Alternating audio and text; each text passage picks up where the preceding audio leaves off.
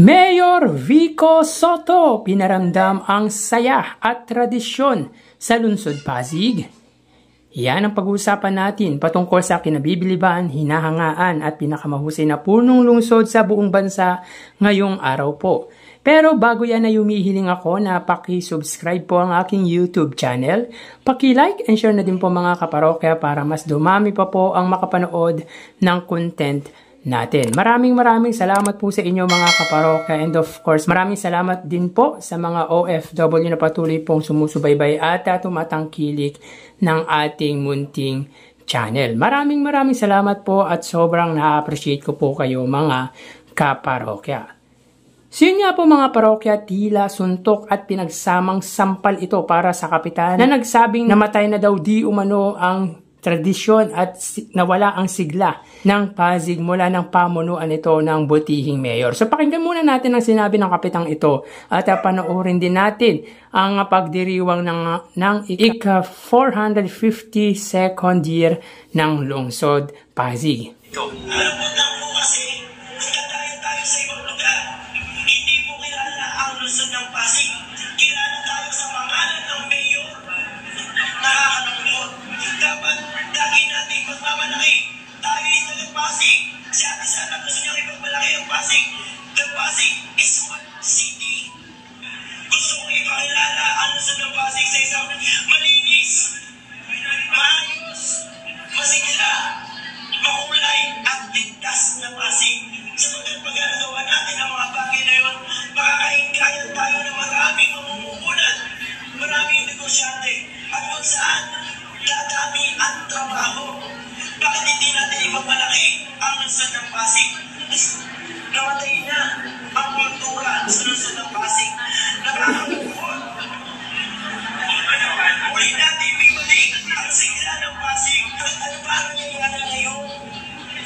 Mukha na mag-iiwanan tayo. At sisiguraduhin namin sa inyo, mararamdaman nyo ang servisyo ni Ate Sara Diskaya. Makikita nyo ang servisyo ni Ate Sara. Dapat gano'n ang paghiling ko, nararamdaman hindi lang sa social media. Maraming Pineda, maraming salamat at isunod na po natin para sa ating pangalawang barangay. Ipinagdiriwang nila ang kanilang Itik-Itik Festival dahil syempre ilan sa mga produkto ng Barangay Kalawaan ay ang mga itik o yung mga kalderetang itik. Yes, sa pamamula po ng ating barangay captain, Barangay Kalawaan, Jessica Viola! Palakpakan natin at ang ating mga kagawad ng Barangay Kalawaan. Kasama rin ang ating mga SK. Pwede bang iitik-itik naman yan? Maraming salamat po, Kapitan Jessica Viola. Wak. Kalawaan, isang malakas na hiyawan! Hello, Howell, kagawad Howell. Good morning, Kapitan Jessie. Maraming salamat. Kap Jessie, good morning. Maraming salamat po. Sir Allen, ito na, isunod na po natin. Barangay namin to. Yes. Ito na. Kasama na natin ang ating Kasama na natin ang Barangay Kapasigan. Kaya pala, si Kapitana. Jennifer Marcelo. Ay, kalagapit pa. May patikit sila. Kapitana Ponpon, maraming salamat. Sa ating mga kagawad, maraming salamat po. Johnny na, good morning. Siyempre. Ay, naku, pati ka Yes. Arvin. Ay, ano tawag dito? Yes, good morning. Siyempre, dito nakilala ang Barangay Kapasigan. Nandiyan ang Di Pasala. Siyempre, meron tayong mga kakalin na putong alsabi, bika, putong bumbong, kayo nila putong laksa. Kung tawagin ay putong bata, kaya sila ay nagdiriwang ng kanilang Kakalin Festival sa Barangay Kapasigan. Ito na, panoorin natin, Kakalin Festival ng Barangay Kapasigan.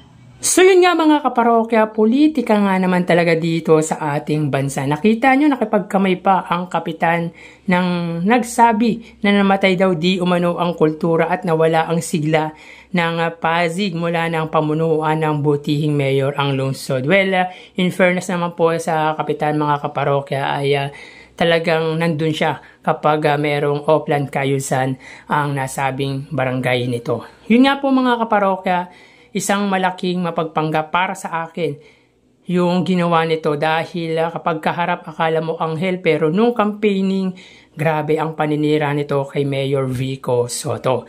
Sino-sino ba ang mga kapitan na umanib sa katunggali ni Mayor Vico Sotto bukod sa kapitang ito? Madami, di ba? Anyways, kilala lang daw ang lungsod dahil sa pangalan ni Mayor or ng Mayor. Well, congrats po pala sa lungsod ng Pasig sa kanilang ika-452nd anniversary ng lungsod. Grabe, yan ang ilan sa mga activities ng selebrasyon ng araw ng Pasig. May banda pa dyan nung gabi na mga kaparokya. Pero again, yan ba yung nawala ang kultura at sigla? Kitang-kita kung gaano kasaya ang mga Pasigueño. Lalo pat nung umupo ang butihing Mayor Vico Sotto. May ganyan bang selebrasyon nung time ng dating alkalde? Alam nyo mga parokya, sa tingin ko parang walang ibang sasaya pa sa mga Pasigueño ngayon dahil ramdam nila ang mabuti at maayos na pamumuno ni Mayor Vico Sotto. At hindi nito nakalimutan ang kultura ng bawat barangay, tulad ng Kalawaan na dating Itikan, Barangay Kanyogan na dating Nyogan, Barangay Pineda na dating Harina ang pangunahing kabuhayan noon at kung ano-ano pa. Pwede nyo pong panoorin ang full video nito sa iNews Pasig Facebook account. So hanggang dito na lang po tayo mga parokya. Mag-iingat po tayo palagi. Thank you and God bless.